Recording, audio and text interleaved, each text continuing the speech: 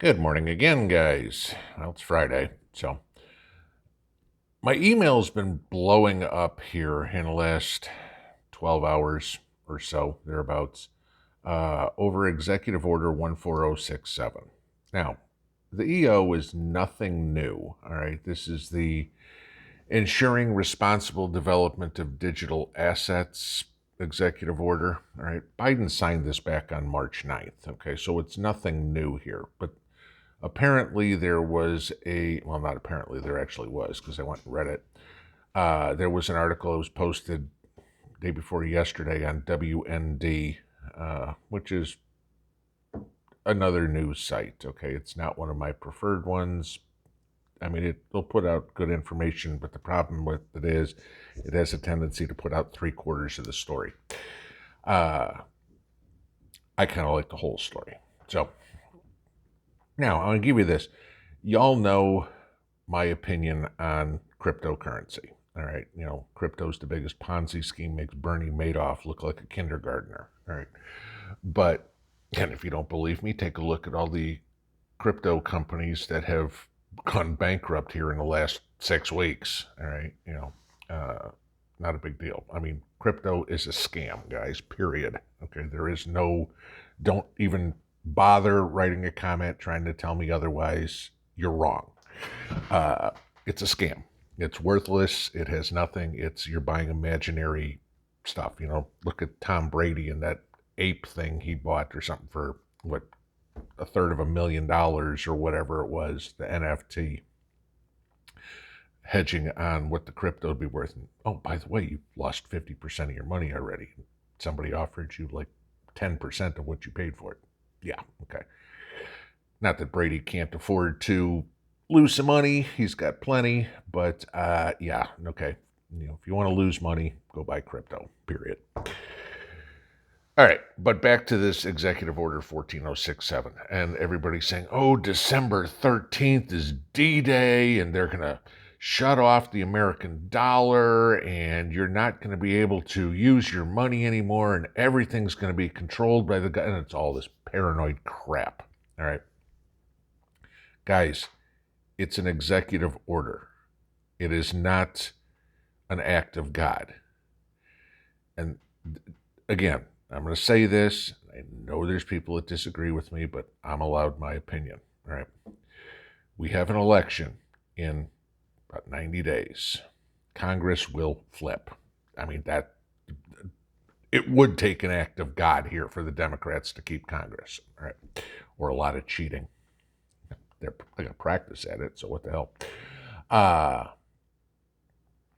So this executive order is supposed to go into play, according to these talking heads, December 13th. That's after the election and 3 weeks before the new Congress is seated. Executive orders, like I said, are not written in stone. They can be overturned many, many, many ways. Now, Biden's still going to be president, so the easiest way is the new president just writes an EO and says the last guy was a complete moron, this no longer exists, and that's it. But Biden's still going to be in there, and unless he says I'm a complete moron and this no longer exists, it'll stay. Now, if anything even gets close, you can certainly imagine that there will be a huge lawsuit, which guaranteed goes to the Supreme Court. This one's not going to be decided in some district court or appellate court or something like that. So you got a Supreme Court decision, Supreme Court can overturn it. Chances are that would happen, but that takes time. And this is why the Democrats love EOs, because they put it out, and by the time it gets all the way through the courts, it's too difficult to reverse it, so we keep it. I mean, and just look at recent history on things like that they've done. Let's talk about the southern border. Okay, perfect example. Then, of course, you have Congress can write a law that says this is not going to happen. Well, then you get the issue of it's got to pass the House, it's got to pass the Senate. Chances are in January there'd be no problem. But then you get the president has to sign it into law, and Biden's not going to do that. So then you have to override a veto. okay, which takes 2/3 of votes in the Senate.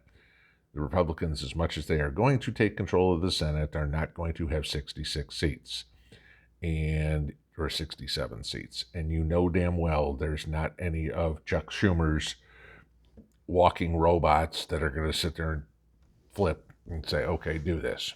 So that's out. But the easiest way to do this is to remember who controls the purse strings. And this is where this all comes into play, ties everything together that's been going on here in the last week or so with this Inflation Reduction Act and all this extra money, specifically those 87,000 IRS agents. And I know we keep talking about these guys, all right? The department that is responsible for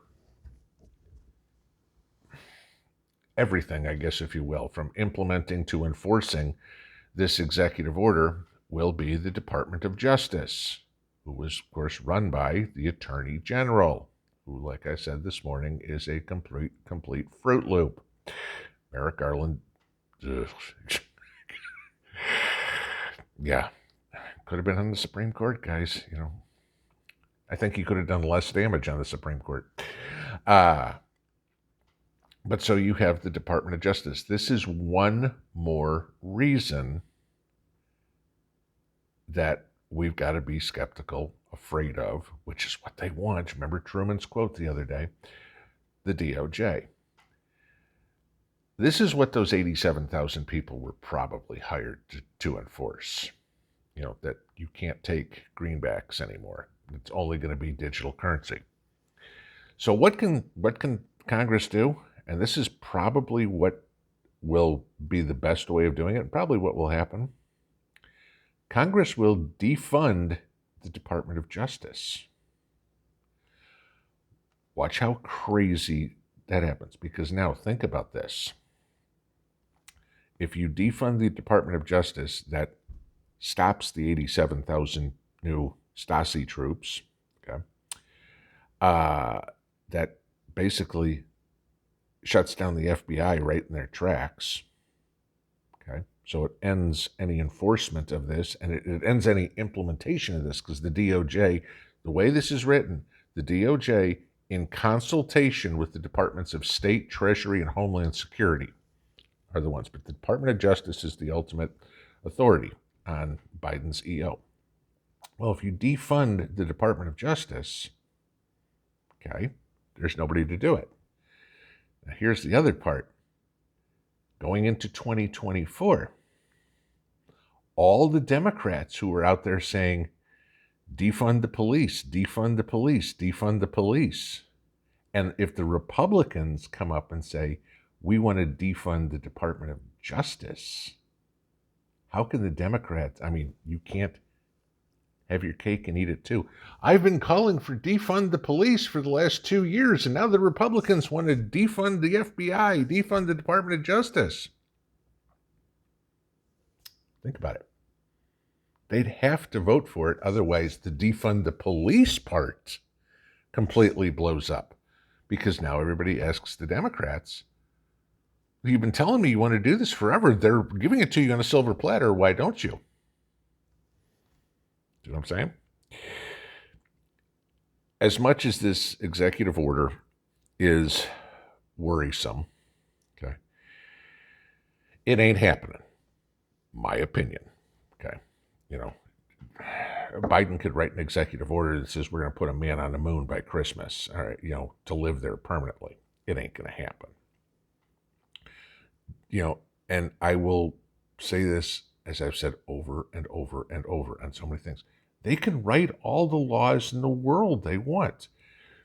If you can't enforce them, if you can't implement them, they mean nothing. Now, let's say, for example, I'm going to go out on a limb here, that the Republicans stick their tail between their legs and do nothing with this, kind of like they always do. And we wind up in a situation where it's only, you have to use this digital currency. Really, do I? because this is exactly where, as preppers, things come in. Okay, we go to the barter system, right?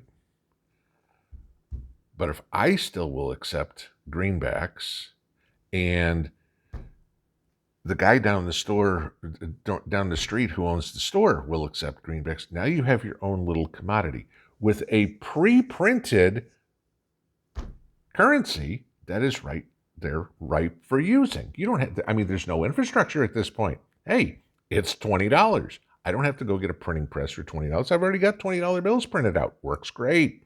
Okay. It's all this stuff, guys. They never think past here. The people are not going to accept the fact that the government will, I'm sorry, Mr. Jones, you can't have any more gasoline this month. I'm sorry, Miss Smith, you've already reached your allotment of buying apples this month. The people won't accept that. CBDC will not happen in the United States. Mark my words. The people will revolt before it ever happens. Joe Biden is not king. Nancy Pelosi and Chuck Schumer are not prince and princess. They do not have, as much as they think they do, have the authority to do something like that. They can do it on paper. They just can't do it in the real world. Like I've said many times as well, it's like communism. It works great on paper. It just doesn't work in the real world. And this is exactly why.